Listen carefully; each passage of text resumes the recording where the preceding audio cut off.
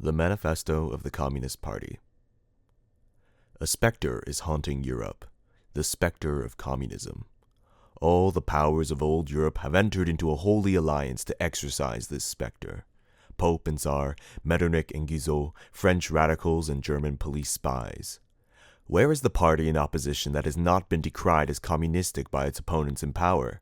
Where is the opposition that has not hurled back the branding reproach of communism against the more advanced opposition parties, as well as against its reactionary adversaries? Two things result from this fact. 1. Communism is already acknowledged by all European powers to be itself a power. 2. It is high time that communists should openly, in the face of the whole world, publish their views, their aims, their tendencies, and meet this nursery tale of the specter of communism with a manifesto of the party itself. To this end, communists of various nationalities have assembled in London and sketched the following manifesto, to be published in the English, French, German, Italian, Flemish, and Danish languages. Chapter 1. Bourgeois and Proletarians. The history of all hitherto existing society is the history of class struggles. Freeman and slave, patrician and plebeian, lord and serf, guild master and journeyman. In a word, oppressor and oppressed, stood in constant opposition to one another, carried on an uninterrupted, now hidden, now open fight, a fight that each time ended either in a revolutionary reconstitution of society at large or in the common ruin of the contending classes.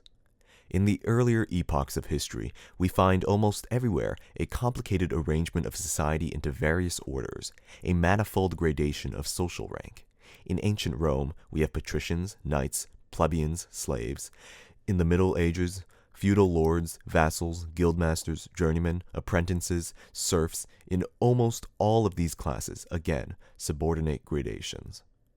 The modern bourgeois society that has sprouted from the ruins of feudal society has not done away with class antagonisms. It has but established new classes, new conditions of oppression, new forms of struggle in place of the old ones. Our epoch, the epoch of the bourgeoisie, possesses, however, this distinct feature. It has simplified class antagonisms. Society as a whole is more and more splitting up into two great hostile camps, into two great classes directly facing each other, bourgeoisie and proletariat. From the serfs of the Middle Ages sprang the chartered burghers of the earliest towns. From these burgesses, the first elements of the bourgeoisie were developed. The discovery of America, the rounding of the Cape, opened up fresh ground for the rising bourgeoisie. The East Indian and Chinese markets, the colonization of America, trade with the colonies, the increase in the means of exchange and in commodities generally, gave to commerce, to navigation, to industry, an impulse never before known, and thereby, to the revolutionary element in the tottering feudal society, a rapid development. The feudal system of industry, in which industrial production was monopolized by closed guilds, now no longer sufficed for the growing wants of the new markets. The manufacturing system took its place. The guildmasters were pushed on one side by the manufacturing middle class. Division of labor between the different corporate guilds vanished in the face of division of labor in each single workshop. Meantime, the markets kept ever growing, the demand ever rising. Even manufacture no longer sufficed. Thereupon, steam and machinery revolutionized industrial production. The place of manufacture was taken by the giant modern industry, the place of the industrial middle class by industrial millionaires, the leaders of the whole industrial armies, the modern bourgeois. Modern industry has established the world market, for which the discovery of America paved the way. This market has given an immense development to commerce, to navigation, to communication by land. This development has, in its turn, reacted on the extension of industry, and in proportion as industry, commerce, navigation, railways extended, in the same proportion the bourgeoisie developed, increased its capital, and pushed into the background every class handed down from the Middle Ages.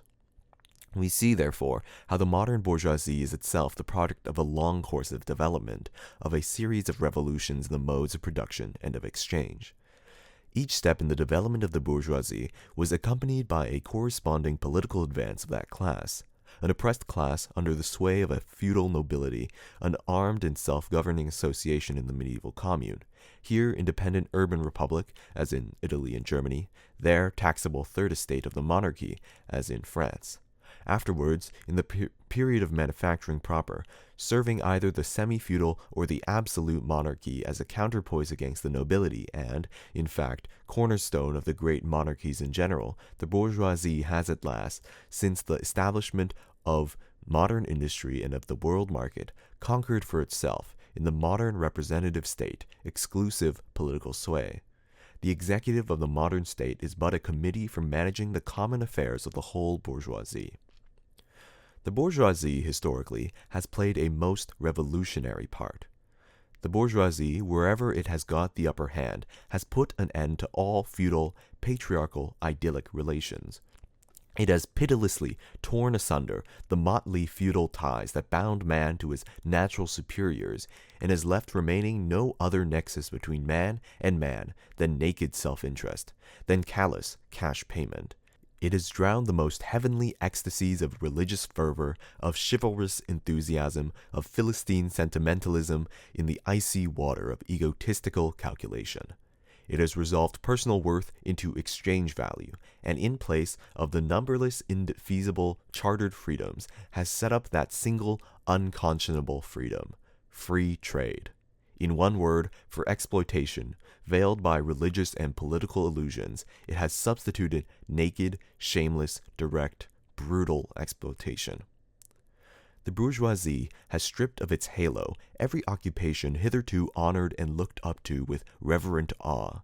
It has converted the physician, the lawyer, the priest, the poet, the man of science into its paid-wage laborers. The bourgeoisie has torn away from the family its sentimental veil and has reduced the family relation to a mere money relation. The bourgeoisie has disclosed how it came to pass that the brutal display of vigor in the Middle Ages, which reactionaries so much admire, found its fitting complement in the most slothful indolence. It has been the first to show what man's activity can bring about. It has accomplished wonders far surpassing Egyptian pyramids, Roman aqueducts, and Gothic cathedrals. It has conducted expeditions that put in the shade all former exoduses of nations and crusades. The bourgeoisie cannot exist without constantly revolutionizing the instruments of production, and thereby the relations of production, and with them the whole relations of society. Conservation of the old modes of production in unaltered form was, on the contrary, the first condition of existence for all earlier industrial classes. Constant revolutionizing of production, uninterrupted disturbance of all social conditions, everlasting uncertainty and agitation distinguish the bourgeois epoch from all earlier ones. All fixed, fast-frozen relations, with their train of ancient and venerable prejudices and opinions, are swept away. All new-formed ones become antiquated before they can ossify. All that is solid melts into air. All that is holy is profaned, and man is at last compelled to face with sober senses his real conditions of life, and his conditions with his kind. The need of a constant expanding market for its products chases the bourgeoisie over the entire surface of the globe. It must nestle everywhere, settle everywhere, establish connections everywhere. The bourgeoisie has, through its exploitation of the world market, given a cosmopolitan character to production and consumption in every country. To the great chagrin of reactionists, it has drawn from under the feet of industry the national ground on which it stood. All old established national industries have been destroyed or are daily being destroyed. They are dislodged by new industries, whose introduction becomes a life and death question for all civilized nations, by industries that no longer work up indigenous raw material, but raw material drawn from the remotest regions, industries whose products are consumed not only at home, but in every quarter of the globe. In place of the old wants satisfied by the production of the country, we find new wants, requiring for their satisfaction the products of distant lands and climes. In place of the old local and national seclusion and self-sufficiency, we have intercourse in every direction, universal interdependence of nations. And as in material, so also in intellectual production. The intellectual creations of individual nations become common property. National one-sidedness and narrow-mindedness become more and more impossible, and from the numerous national and local literatures there arises a world literature. The bourgeoisie, by the rapid improvement of all instruments of production, by the immensely facilitated means of communication, draws all, even the most barbarian nations, into civilization.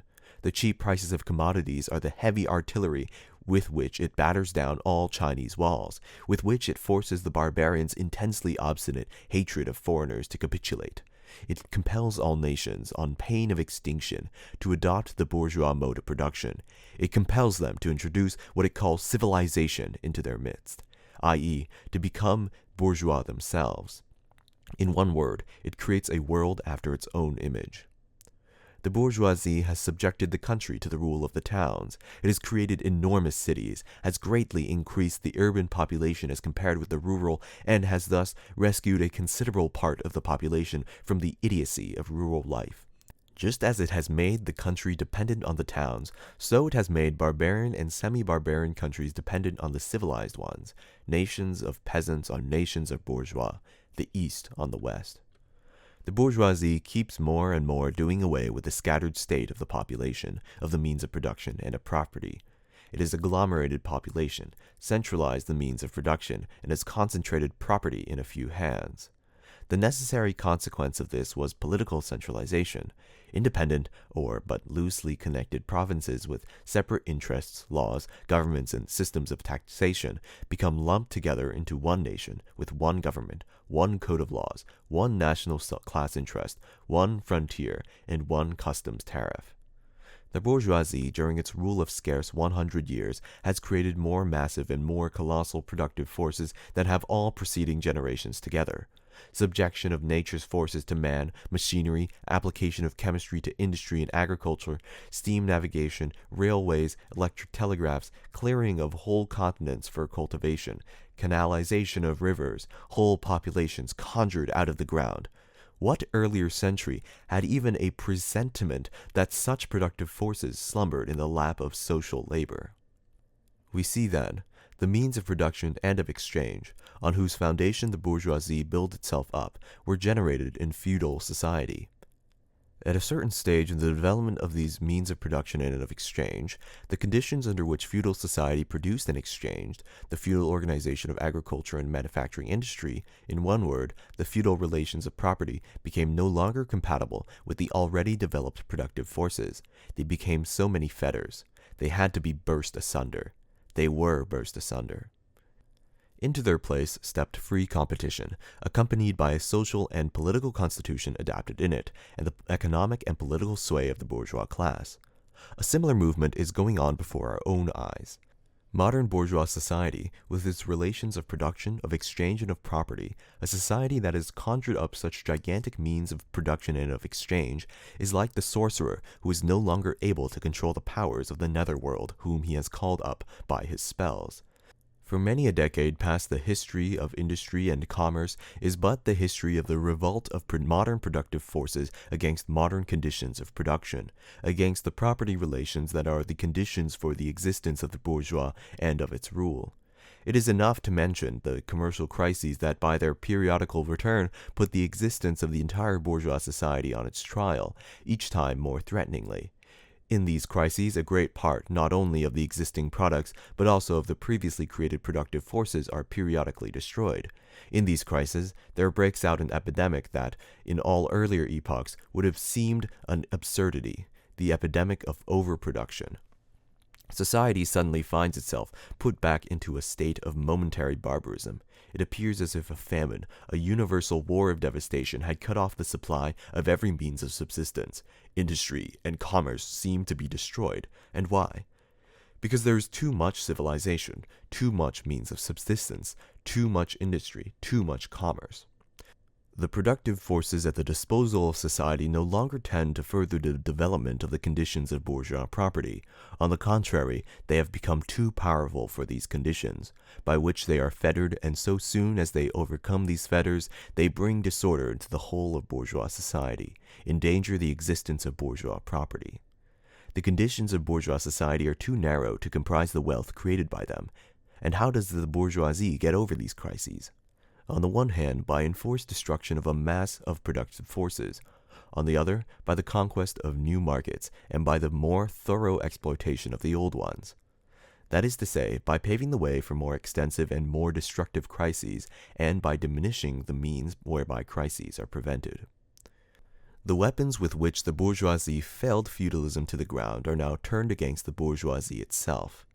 But not only has the bourgeoisie forged the weapons that bring death to itself, it has also called into existence the men who are to wield those weapons, the modern working class, the proletarians. In proportion as the bourgeoisie, i.e. capital, is developed, in the same proportion as the proletariat, the modern working class, developed, a class of laborers who live only so long as they find work, and who find work only so long as their labor increases capital. These laborers, who must sell themselves piecemeal, are a commodity, like every other article of commerce, and are consequently exposed to all the vicissitudes of competition, to all the fluctuations of the market. Owing to the extensive use of machinery and to the division of labor, the work of the proletarians has lost all individual character, and consequently all charm for the workman. He has become an appendage of the machine, and it is only the most simple, most monotonous, and most easily acquired knack that is required of him. Hence, the cost of production of a workman is restricted almost entirely to the means of subsistence that he requires for maintenance and for the propagation of his race. But the price of a commodity, and therefore also of labor, is equal to its cost of production. In proportion, therefore, as the repulsiveness of the work increases, the wage decreases. Nay more, in proportion as the use of machinery and division of labor increases, in the same proportion the burden of toil also increases, whether by prolongation of the working hours, by the increase of the work exacted in a given time, or by increased speed of machinery, etc. Modern industry has converted the little workshop of the patriarchal master into the great factory of the industrial capitalist. Masses of laborers, crowded into the factory, are organized like soldiers. As privates of the industrial army, they are placed under the command of a perfect hierarchy of officers and sergeants. Not only are they slaves of the bourgeois class and of the bourgeois state, they are daily and hourly enslaved by the machine, by the overlooker, and above all, by the individual bourgeois manufacturer himself. The more openly this despotism proclaims gain to be its end and aim, the more petty, the more hateful, and the more embittering it is. The less the skill and exertion of strength implied in manual labor, in other words, the more modern industry becomes developed, the more is the labor of men superseded by that of women. Differences of age and sex have no longer any distinctive social validity for the working class. All are instruments of labor, more or less expensive to use according to their age and sex. No sooner is the exploitation of the laborer by the manufacturer so far at an end that he receives his wages in cash, than he is set upon by the other portions of the bourgeoisie, the landlord, the shopkeeper, the pawnbroker, etc.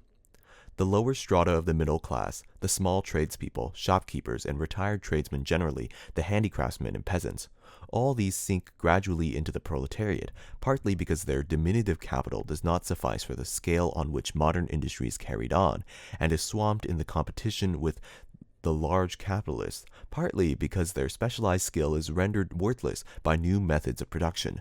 Thus, the proletariat is recruited from all classes of the population. The proletariat goes through various stages of development. With its birth begins its struggle with the bourgeoisie. At first, the contest is carried on by individual laborers, then by the workpeople of a factory, then by the operative of one trade, in one locality, against the individual bourgeois who directly exploits them.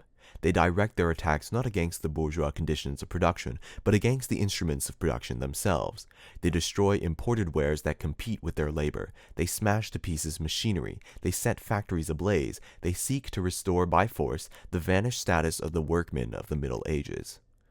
At this stage, the laborers still form an incoherent mass scattered over the whole country, and broken up by their mutual competition. If anywhere they unite to form more compact bodies, this is not yet the consequence of their own active union, but of the union of the bourgeoisie, which class, in order to attain its own political ends, is compelled to set the whole proletariat in motion, and moreover yet, for a time, able to do so. At this stage, therefore, the proletarians do not fight their enemies, but the enemies of their enemies, the remnants of absolute monarchy, the landowners, the non-industrial bourgeois, the petty bourgeois. Thus, the whole historical movement is concentrated in the hands of the bourgeoisie. Every victory so obtained is a victory for the bourgeoisie. But with the development of industry, the proletariat not only increases in number, it becomes concentrated in greater masses, its strength grows, and it feels that strength more. The various interests and conditions of life within the ranks of the proletariat are more and more equalized, in proportion as machinery obliterates all distinctions of labor and nearly everywhere reduces wages to the same low level. The growing competition among the bourgeois and the resulting commercial crises make the wages of the workers ever more fluctuating. The increasing improvement of machinery, ever more rapidly developing, makes their livelihood more and more precarious. The collisions between individual workmen and individual bourgeois take more and more the character of collisions between two classes. Thereupon, the workers begin to form combinations, trades unions, against the bourgeois. They clubbed together in order to keep up the rate of wages. They found permanent associations in order to make provision beforehand for these occasional revolts.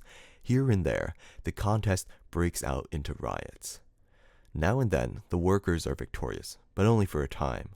The real fruit of their battle lies not in the immediate result, but in the ever-expanding union of the workers. This union is helped on by the improved means of communication that are created by modern industry, and that place the workers of different localities in contact with one another. It was just this contact that was needed to centralize the numerous local struggles, all of the same character, into one national struggle between classes. But every class struggle is a political struggle, and that union, to attain which the burghers of the Middle Ages, with their miserable highways, required centuries, the modern proletarian, thanks to railways, achieves in a few years.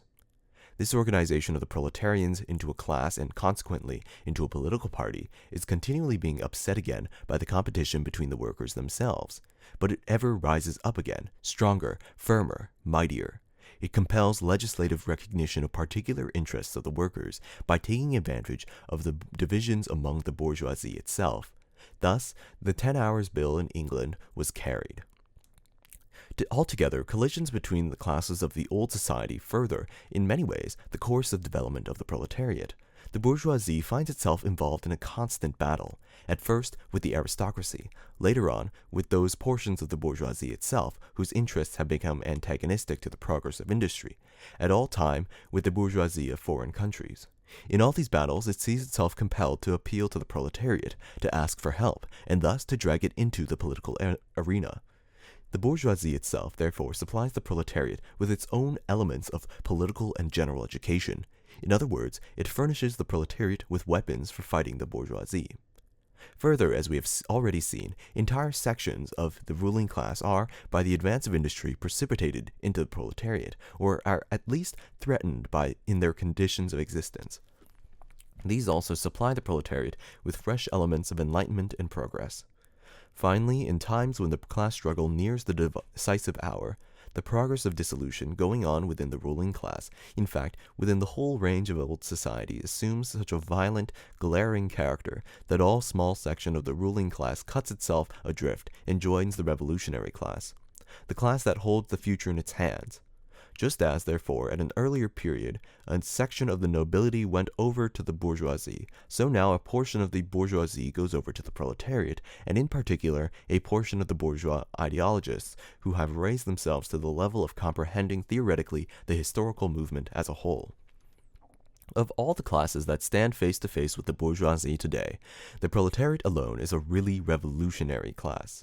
The other classes decay and finally disappear in the face of modern industry. The proletariat is its special and essential product. The lower middle class, the small manufacturer, the shopkeeper, the artisan, the peasant, all these fight against the bourgeoisie to save from extinction their existence as fractions of the middle class. They are therefore not revolutionary, but conservative. Nay more, they are reactionary, for they try to roll back the wheel of history. If by chance they are revolutionary, they are only so in view of their impending transfer into the proletariat. They thus defend not their present, but their future interests. They desert their own standpoint to place themselves at that of the proletariat. The dangerous class, lumpen proletariat, the social scum, that passively rotting mass thrown off by the lowest layers of the old society, may, here and there, be swept into the movement by a proletarian revolution. Its conditions of life, however, prepare it far more for the part of a bribed tool of reactionary intrigue. In the condition of the proletariat, those of old society at large are already virtually swamped. The proletarian is without property. His relation to his wife and children has no longer anything in common with the bourgeois family relations. Modern industry labor, modern subjection to capital, the same in England as in France, in America as in Germany, has stripped him of every trace of national character. Law, morality, religion are to him so many bourgeois prejudices, behind which lurk in ambush just as many bourgeois interests. All the preceding classes that got the upper hand sought to fortify their already acquired status by subjecting society at large to their conditions of appropriation. The proletarians cannot become masters of the productive forces of society except by abolishing their own previous mode of appropriation, and thereby also every other previous mode of appropriation. They have nothing of their own to secure and to fortify. Their mission is to destroy all previous securities for and insurances of individual property. All previous historical movements were movements of minorities or in the interest of minorities. The proletarian movement is the self-conscious, independent movement of the immense majority in the interest of the immense majority. The proletariat, the lowest stratum of our present society, cannot stir, cannot raise itself up, without the whole superincumbent strata of official society being sprung into the air. Though not in substance, yet in form, the struggle of the proletariat with the bourgeoisie is at first a national struggle. The proletariat of each country must, of course, first of all, settle matters with its own bourgeoisie. In depicting the most general phases of the development of the proletariat, we trace the more or less veiled civil war raging within existing society, up to the point where that war breaks out into open revolution, and where the violent overthrow of the bourgeoisie lays the foundation for the sway of the proletariat. Hitherto, every form of society has been based, as we have already seen, on the antagonisms of oppressing and oppressed classes. But in order to oppress a class, certain conditions must be assumed to it under which it can, at least, continue its slavish existence. The serf, in the period of serfdom, raised himself to membership in the commune, just as the petty bourgeois, under the yoke of the feudal absolutism, managed to develop into a bourgeois. The modern laborer, on the contrary, instead of rising with the process of industry, sinks deeper and deeper below the conditions of existence of his own class. He becomes a pauper, and pauperism develops more rapidly than population and wealth. And here it becomes evident that the bourgeoisie is unfit any longer to be the ruling class in society, and to impose its conditions of existence upon society as an overriding law. It is unfit to rule because it is incompetent to assure an existence to its slave within his slavery, because it cannot help letting him sink into such a state that it has to feed him instead of being fed by him. Society can no longer live under this bourgeoisie. In other words, its existence is no longer compatible with society. The essential conditions for the existence and for the sway of the bourgeois class is the formation and augmentation of capital. The condition for capital is wage labor. Wage labor rests exclusively on competition between the laborers. The advance of industry, whose involuntary promoter is the bourgeoisie, replaces the isolation of the laborers due to competition by the revolutionary combination due to association. The development of modern industry, therefore, cuts from under its feet the very foundation on which the bourgeoisie produces and appropriates products. What the bourgeoisie therefore produces, above all, are its own gravediggers. Its fall and the victory of the proletariat are equally inevitable. Chapter 2. Proletarians and Communists. In what relation do the Communists stand to the proletarians as a whole? The Communists do not form a separate party opposed to the other working class parties. They have no interests separate and apart from those of the proletariat as a whole. They do not set up any sectarian principles of their own by which to shape and mold the proletarian movement. The Communists are distinguished from the other working class parties by this only. 1. In the national struggles of the proletarians of the different countries, they point out and bring to the front the common interests of the entire proletariat, independently of all nationality. 2. In the various stages of development which the struggle of the working class against the bourgeoisie has to pass through, they always and everywhere represent the interests of the movement as a whole. The communists, therefore, are on the one hand, practically, the most advanced and resolute section of the working class parties of every country, that section which pushes forward all others. On the other hand, theoretically, they have over the great mass of the proletariat the advantage of clearly understanding the line of march, the conditions, and the ultimate general results of the proletarian movement. The immediate aim of the communists is the same as that of all other proletarian parties: formation of the proletariat into a class, overthrow of the bourgeois supremacy, conquest of political power by the proletariat. The theoretical conclusions of the communists are in no way based on ideas or principles that have been invented or discovered by this or that would-be universal reformer. They merely express, in general terms, actual relations springing from an existing class struggle, from a historical movement going on under our very eyes.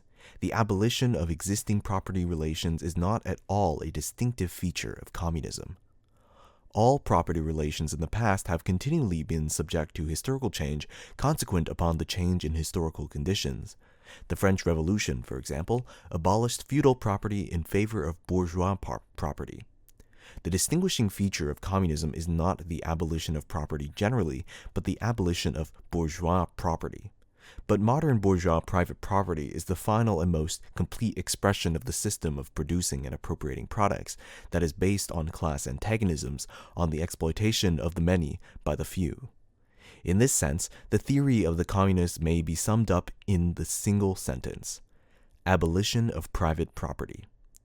We communists have been reproached with the desire of abolishing the right of personally acquiring property as the fruit of a man's own labor, which property is alleged to be the groundwork of all personal freedom, activity, and independence. Hard-won, self-acquired, self-earned property. Do you mean the property of petty artisan and of the small peasant, a form of property that preceded the bourgeois form? There is no need to abolish that. The development of industry has to a great extent already destroyed it, and is still destroying it daily. Or do you mean the modern bourgeois private property? But does wage labor create any property for the laborer? Not a bit. It creates capital, i.e., that kind of property which exploits wage labor, and which cannot increase except upon conditions of begetting a new supply of wage labor for fresh exploitation. Property, in its present form, is based on the antagonism of capital and wage labor. Let us examine both sides of this antagonism. To be a capitalist is to have not only a purely personal, but a social status in production. Capital is a collective product, and only by the united action of many members, nay, in the last resort, only by the united action of all members of society, can it be set in motion. Capital is therefore not only personal, it is a social power. When, therefore, capital is converted into common property, into the property of all members of society, personal property is not thereby transformed into social property. It is only the social character of the property that is changed. It loses its class character. Let us now take wage labor. The average price of wage labor is the minimum wage, i.e., that quantum of the means of subsistence which is absolutely requisite to keep the laborer in bare existence as a laborer. What, therefore, the wage laborer appropriates by means of his labor merely suffices to prolong and reproduce a bare existence. We by no means intend to abolish this personal appropriation of the products of labor, an appropriation that is made for the maintenance and reproduction of human life, and that leaves no surplus wherewith to command the labor of others. All that we want to do away with is the miserable character of this appropriation, under which the laborer lives merely to increase capital, and is allowed to live only in so far as the interest of the ruling class requires it. In bourgeois society, living labor is but a means to increase accumulated labor. In communist society, accumulated labor is but a means to widen, to enrich, to promote the existence of the laborer. In bourgeois society, therefore, the past dominates the present. In communist society, the present dominates the past. In bourgeois society, capital is independent and has individuality, while the living person is dependent and has no individuality. And the abolition of this state of things is called by the bourgeois abolition of individuality and freedom, and rightly so. The abolition of bourgeois individuality, bourgeois independence, and bourgeois freedom is undoubtedly aimed at. By freedom is meant, under the present bourgeois conditions of production, free trade, free selling and buying. But if selling and buying disappears, free selling and buying disappears also. This talk about free selling and buying, and all the other brave words of our bourgeois about freedom in general, have a meaning, if any, only in contrast with restricted selling and buying, with the fettered traders of the Middle Ages, but have no meaning when opposed to the communistic abolition of selling and buying, of the bourgeois conditions of production, and of the bourgeoisie itself. You are horrified at our intending to do away with private property, but in your existing society, private property is already done away with for 9/10 of the population. Its existence for the few is solely due to its non-existence in the hands of those 9/10. You reproach us, therefore, with intending to do away with a form of property, the necessary condition for whose existence is the non-existence of any property for the immense majority of society. In one word, you reproach us with intending to do away with your property. Precisely so. That is just what we intend. From the moment when labor can no longer be converted into capital, money, or rent, into a social power capable of being monopolized, i.e., from the moment when individual property can no longer be transformed into bourgeois property, into capital, from that moment, you say, individuality vanishes. You must therefore confess that by individual you mean no other person than the bourgeois, than the middle-class owner of property. This person must, indeed, be swept out of the way and made impossible. Communism deprives no man of the power to appropriate the products of society. All that it does is deprive him of the power to subjugate the labor of others by means of such appropriations. It has been objected that upon the abolition of private property, all work will cease, and universal laziness will overtake us. According to this, bourgeois society ought long ago to have gone to the dogs through sheer idleness, for those of its members who work acquire nothing, and those who acquire anything do not work. The whole of this objection is but another expression of the tautology, that there can no longer be any wage labor when there is no longer any capital. All objections urged against the communistic mode of producing and appropriating material products have, in the same way, been urged against the communistic mode of producing and appropriating intellectual products. Just as, to the bourgeois, the disappearance of class property is the disappearance of production itself, so the disappearance of class culture is to him identical with the disappearance of all culture. That culture, the loss of which he laments, is, for the enormous majority, a mere training to act as a machine. But don't wrangle with us so long as you apply to our intended abolition of bourgeois property the standard of your bourgeois notions of freedom, culture, law, etc. Your very ideas are but the outgrowth of the conditions of your bourgeois production and bourgeois property, just as your jurisprudence is but the will of your class made into a law for all, a will whose essential character and direction are determined by the economical conditions of existence of your class. The selfish misconception that induces you to transform into eternal laws of nature and of reason the social form springing from your present mode of production and form of property, historical relations that rise and disappear in the progress of production, this misconception you share with every ruling class that has preceded you. What you see clearly in the case of ancient property, what you admit in the case of feudal property, you are, of course, forbidden to admit in the case of your own bourgeois form of property. Abolition of the family, even the most radical flare-up at this infamous proposal of the communists. On what foundation is the present family, the bourgeois family, based? On capital, on private gain. In its completely developed form, this family exists only among the bourgeoisie. But this state of things finds its complement in the practical absence of the family among the proletarians, and in public prostitution. The bourgeois family will vanish as a matter of course when its complement vanishes, and both will vanish with the vanishing of capital. Do you charge us with wanting to stop the exploitation of children by their parents? To this crime we plead guilty. But, you say, we destroy the most hallowed of relations when we replace home education by social.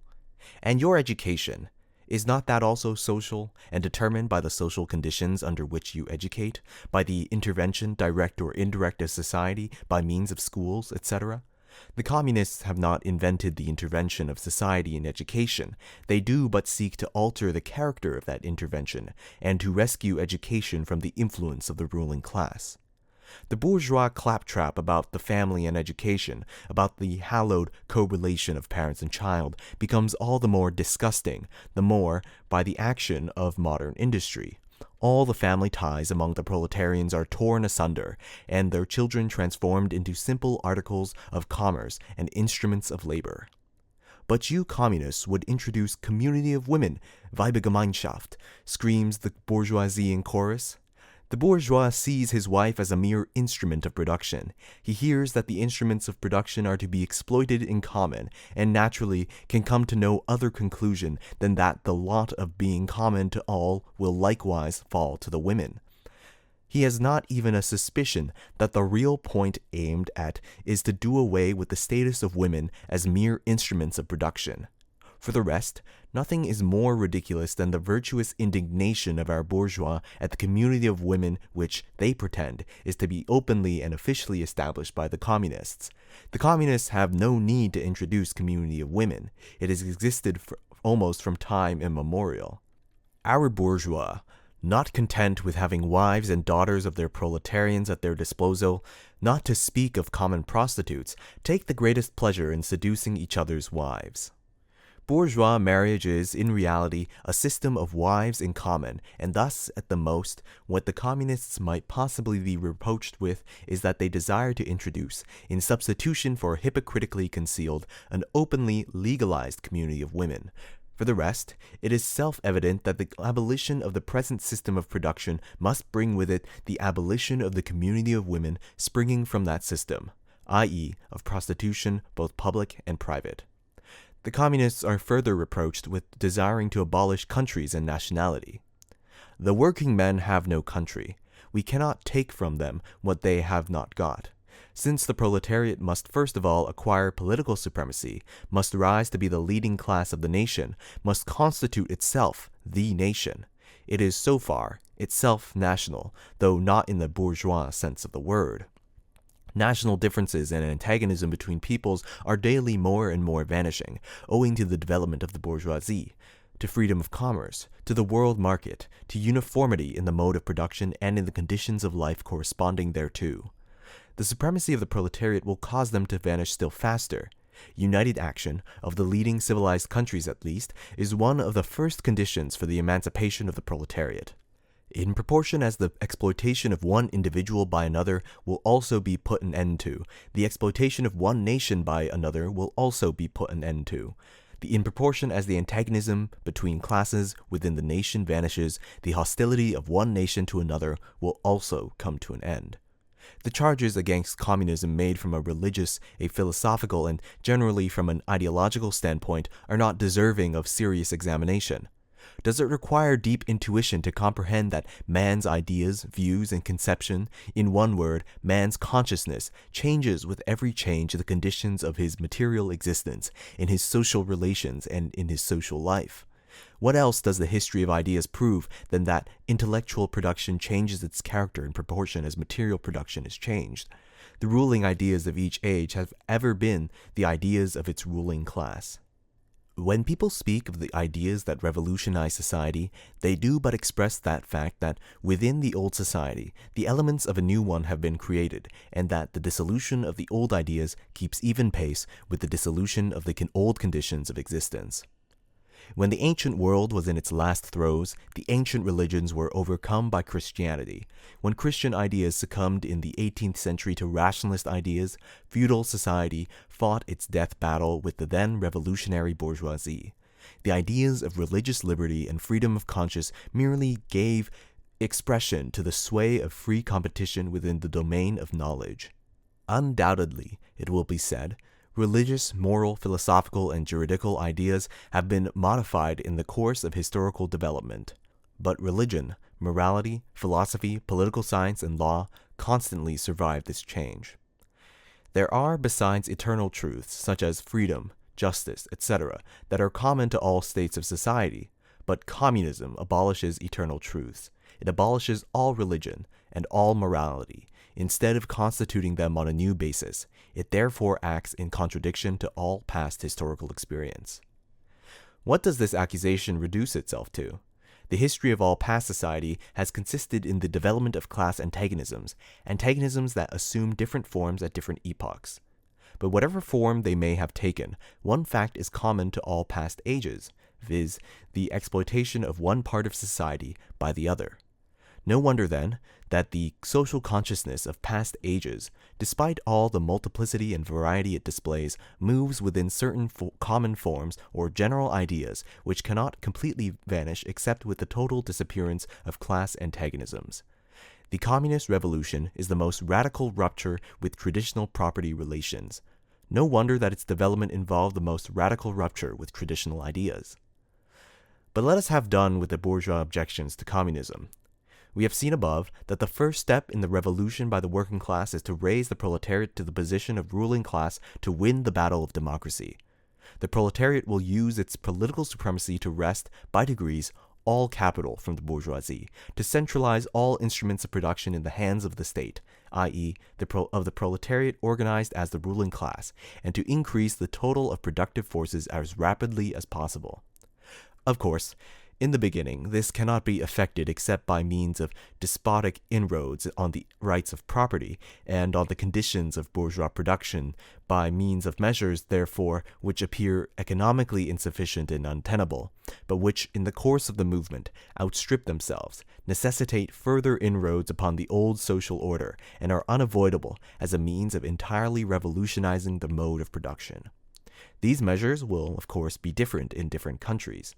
Nevertheless, in most advanced countries, the following will be pretty generally applicable. 1. Abolition of property in land and application of all rents of land to public purposes. 2. A heavy progressive or graduated income tax. 3. Abolition of all rights of inheritance. 4. Confiscation of the property of all emigrants and rebels. 5.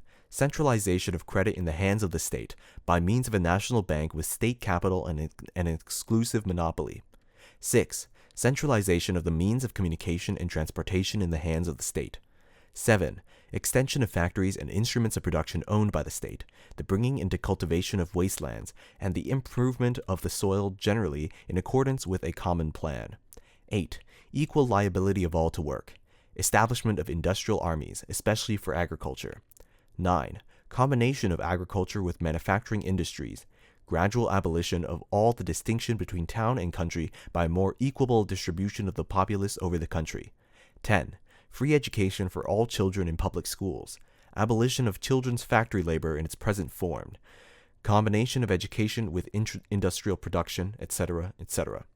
When, in the course of development, class distinctions have disappeared, and all production has been concentrated in the hands of a vast association of the whole nation, the public power will lose its political character.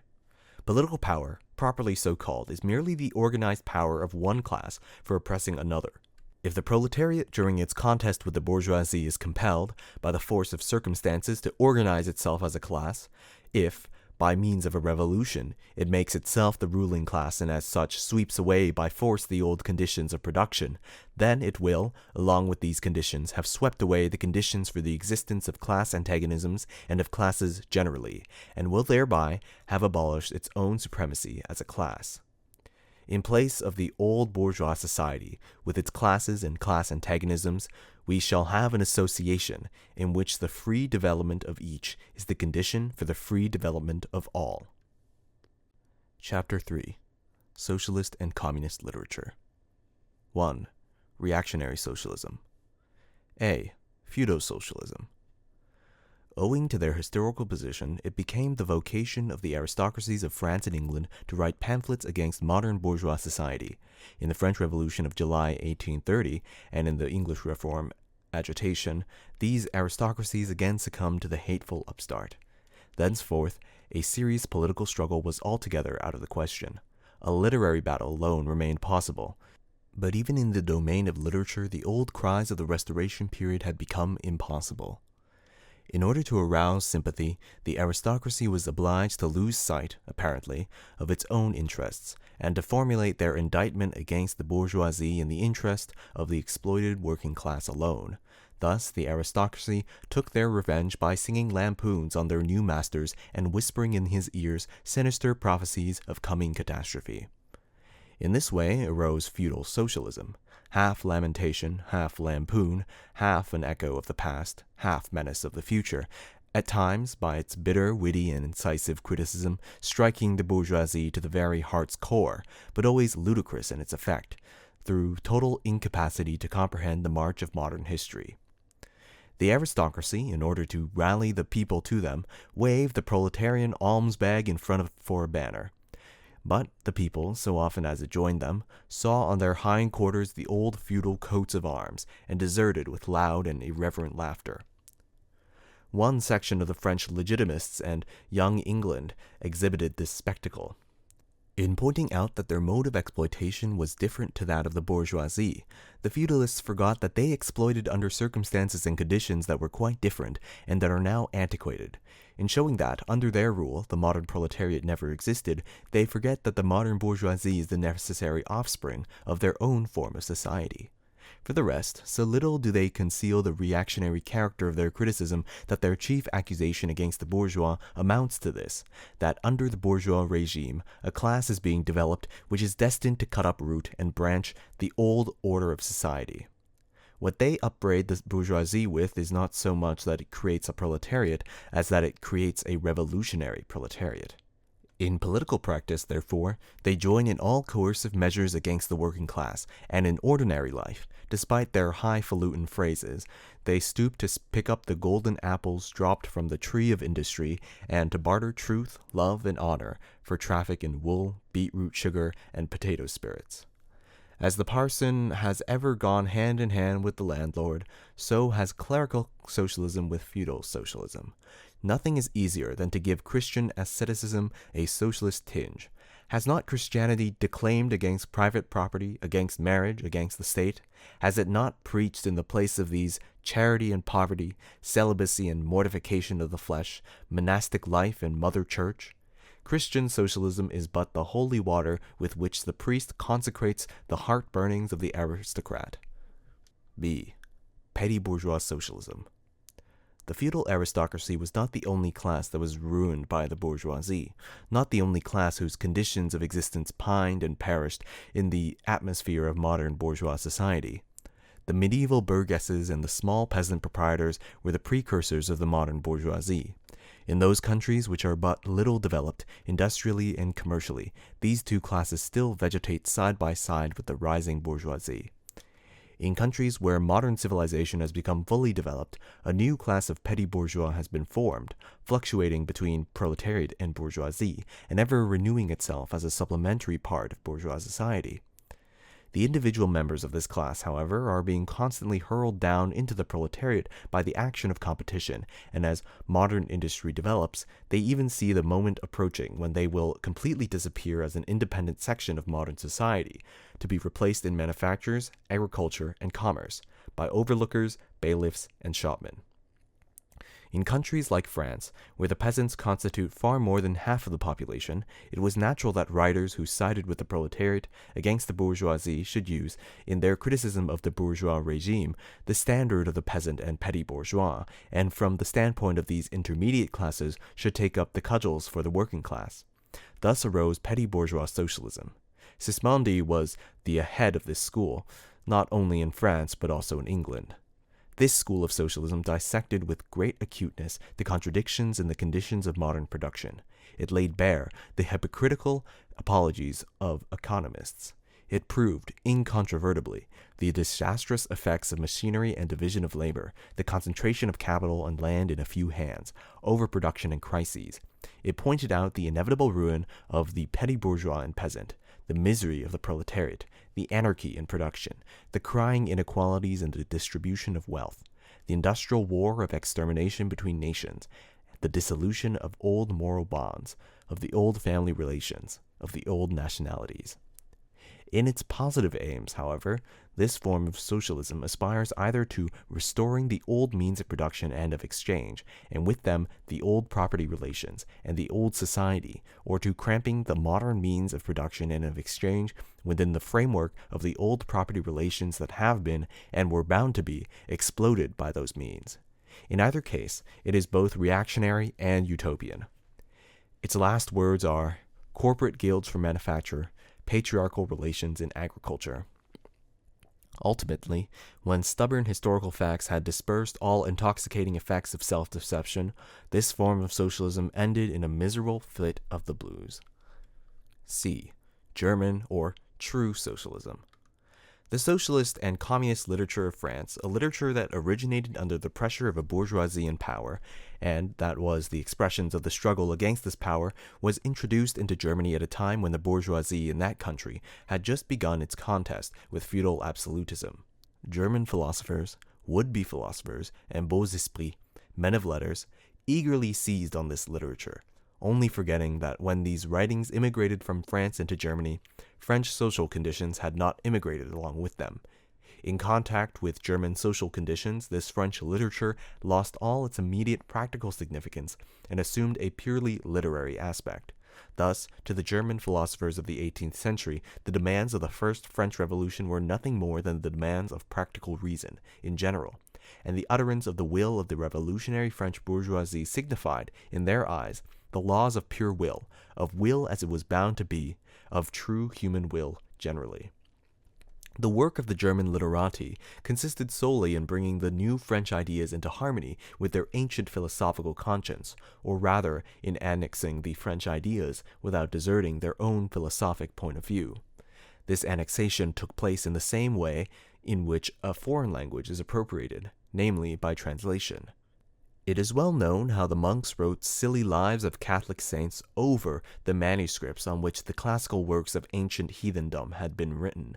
The German literati reversed this process with the profane French literature. They wrote their philosophical nonsense beneath the French original. For instance, beneath the French criticism of the economic functions of money, they wrote alienation of humanity, and beneath the French criticism of the bourgeois state, they wrote dethronement of the category of the general, and so forth. The introduction of these philosophical phrases at the back of the French historical criticisms they dubbed philosophy of action, true socialism, German science of socialism, philosophical foundation of socialism, and so on. The French socialist and communist literature was thus completely emasculated, and since it ceased in the hands of the German to express the struggle of one class with another, he felt conscious of having overcome French one-sidedness and of representing not true requirements, but the requirements of truth, not the interests of the proletariat, but the interests of human nature, of man in general, who belongs to no class, has no reality, who exists only in the misty realm of philosophical fantasy. This German socialism, which took its schoolboy tasks so seriously and solemnly, and extolled its poor stock in trade in such a mountebank fashion, meanwhile gradually lost its pedantic innocence. The fight of the Germans, and especially of the Prussian bourgeoisie against feudal aristocracy and absolute monarchy, in other words, the liberal movement, became more earnest. By this, the long-wished-for opportunity was offered to true socialism of confronting the political movement with the socialist demands, of hurling the traditional anathemas against liberalism, against representative government, against bourgeois competition, bourgeois freedom of the press, bourgeois legislation, bourgeois liberty and equality, and of preaching to the masses that they had nothing to gain and everything to lose by this bourgeois movement.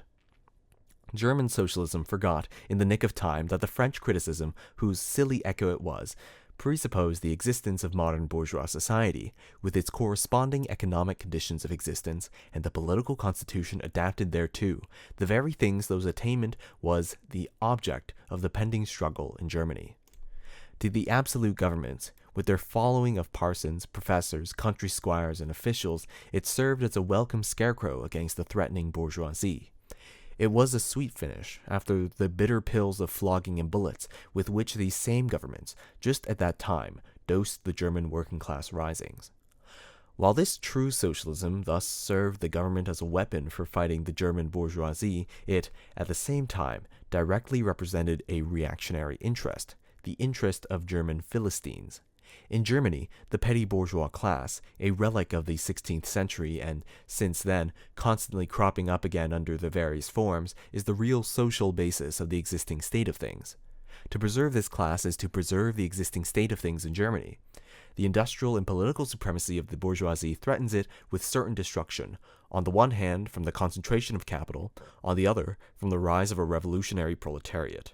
True socialism appeared to kill these two birds with one stone. It spread like an epidemic. The robe of speculative cobwebs, embroidered with the flowers of rhetoric, steeped in the dew of sickly sentiment, this transcendental robe in which the German socialists wrapped their sorry eternal truths, all skin and bone, served to wonderfully increase the sale of their goods among such a public. And on its part, German socialism recognized more and more its own calling as the bombastic representative of the petty bourgeois Philistine. It proclaimed the German nation to be the model nation, and the German petty Philistine to be the typical man. To every villainous meanness of this model man, it gave a hidden, higher socialistic interpretation, the exact contrary of its real character. It went to the extreme length of directly opposing the brutally destructive tendency of communism, and of proclaiming its supreme and impartial contempt of all class struggles. With very few exceptions, all the so-called socialist and communist publications that now, 1847, circulate in Germany belong to the domain of this foul and enervating literature. 2. Conservative or bourgeois socialism. A part of the bourgeoisie is desirous of redressing social grievances in order to secure the continued existence of bourgeois society. To this section belong economists, philanthropists, humanitarians, improvers of the condition of the working class, organizers of charity, members of societies for the prevention of cruelty to animals, temperance fanatics, hole and corner reformers of every imaginable kind. This form of socialism has, moreover, been worked out into complete systems. We may cite Proudhon's Philosophie de la misère as an example of this form. The socialistic bourgeois want all the advantages of modern social conditions without the struggles and dangers necessarily resulting therefrom. They desire the existing state of society, minus its revolutionary and disintegrating elements. They wish for a bourgeoisie without a proletariat. The bourgeoisie naturally conceives the world in which it is supreme to be the best, and bourgeois socialism develops this comfortable conception into various more or less complete systems. In requiring the proletariat to carry out such a system and thereby to march straightway into the social New Jerusalem, it but requires in reality that the proletariat should remain within the bounds of existing society, but should cast away all its hateful ideas concerning the bourgeoisie. A second and more practical but less systematic form of this socialism sought to depreciate every revolutionary movement in the eyes of the working class by showing that no mere political reform, but only a change in the material conditions of existence in economical relations could be of any advantage to them. By changes in the material conditions of existence, this form of socialism, however, by no means understands abolition of the bourgeois relations of production, an abolition that can be effected only by a revolution, but administrative reforms based on the continued existence of these relations, reforms, therefore, that in no respect affect the relations between capital and labor, but at the best lessen the cost and simplify the administrative work of bourgeois government. Bourgeois socialism attains adequate expression when and only when it becomes a mere figure of speech. Free trade for the benefit of the working class, protective duties for the benefit of the working class, prison reform for the benefit of the working class. This is the last word and the only seriously meant word of bourgeois socialism. It is summed up in the phrase, the bourgeois is a bourgeois, for the benefit of the working class. 3. Critical utopian socialism and communism. We do not here refer to that literature in which every great modern revolution has always given voice to the demands of the proletariat, such as the writings of Babeuf and others. The first direct attempts of the proletariat to attain its own ends, made in times of universal excitement, when feudal society was being overthrown, necessarily failed, owing to the then undeveloped state of the proletariat, as well as to the absence of the economic conditions for its emancipation, conditions that had yet to be produced, and could be produced by the impending bourgeois epoch alone. The revolutionary literature that accompanied these first movements of the proletariat had necessarily a reactionary character. It inculcated universal asceticism and social leveling in its crudest form. The socialist and communist systems, properly so called, those of Saint-Simon, Fourier, Owen, and others, spring into existence in the early undeveloped period, described above, of the struggle between proletariat and bourgeoisie. The founders of these systems see, indeed, the class antagonisms, as well as the action of the decomposing elements in the prevailing form of society. But the proletariat, as yet in its infancy, offers to them the spectacle of a class without any historical initiative or any independent political movement. Since the development of class antagonism keeps even pace with the development of industry, the economic situation, as they find it, does not as yet offer to them the material conditions for the emancipation of the proletariat. They, therefore, search after a new social science, after new social laws that are to create these conditions. Historical action is to yield to their personal inventive action historically created conditions of emancipation to fantastic ones, and the gradual, spontaneous class organization of the proletariat to an organization of society especially contrived by these inventors. Future history resolves itself, in their eyes, into the propaganda and the practical carrying out of their social plans. In the formation of their plans, they are conscious of caring chiefly for the interests of the working class, as being the most suffering class. Only from the point of view of being the most suffering class does the proletariat exist for them. The undeveloped state of the class struggle, as well as their own surroundings, causes socialists of this kind to consider themselves far superior to all class antagonisms. They want to improve the condition of every member of society, even that of the most favored. Hence, they habitually appeal to society at large, without the distinction of class, nay, by preference to the ruling class. For how can people, when once they understand their system, fail to see in it the best possible plan of the best possible state of society? Hence, they reject all political and especially all revolutionary action. They wish to attain their ends by peaceful means, necessarily doomed to failure, and by the force of example to pave the way for the new social gospel. Such fantastic pictures of future society, painted at a time when the proletariat is still in a very undeveloped state and has but a fantastic conception of its own position, correspond with the first instinctive yearnings of that class for a general reconstruction of society. But these socialist and communist publications contain also a critical element. They attack every principle of existing society, hence they are full of the most valuable materials for the enlightenment of the working class. The practical measures proposed in them, such as the abolition of the distinction between town and country, of the family, of the carrying on of industries for the account of private individuals, and of the wage system, the proclamation of social harmony, the conversion of the function of the state into a mere superintendence of production, all these proposals point solely to the disappearance of class antagonisms, which were at that time only just cropping up, and which, in these publications, are recognized in their earliest indistinct and undefined forms only. These proposals, therefore, are of a purely utopian character. The significance of critical utopian socialism and communism bears an inverse relation to historical development. In proportion as the modern class struggle develops and takes definite shape, this fantastic standing apart from the contest, these fantastic attacks on it, lose all practical value and all theoretical justification. Therefore, although the originators of these systems were, in many respects, revolutionary, their disciples have, in every case, formed mere reactionary sects. They hold fast by the original views of their masters, in opposition to the progressive historical development of the proletariat. They, therefore, endeavor, and that consistently, to deaden the class struggle and to reconcile the class antagonisms. They still dream of experimental realizations of their social utopias, of founding isolated phalansteres, of establishing home colonies, or setting up a little Icaria, duodecimo editions of the New Jerusalem. And to realize all these castles in the air, they are compelled to appeal to the feelings and purses of the bourgeois.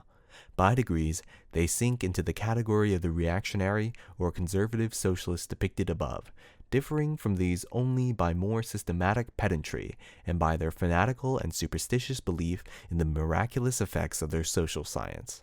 They, therefore, violently oppose all political action on the part of the working class. Such action, according to them, can only result from blind unbelief in the new gospel. The Owenites in England and the Fourierists in France, respectively, oppose the Chartists and the Réformists. Chapter 4.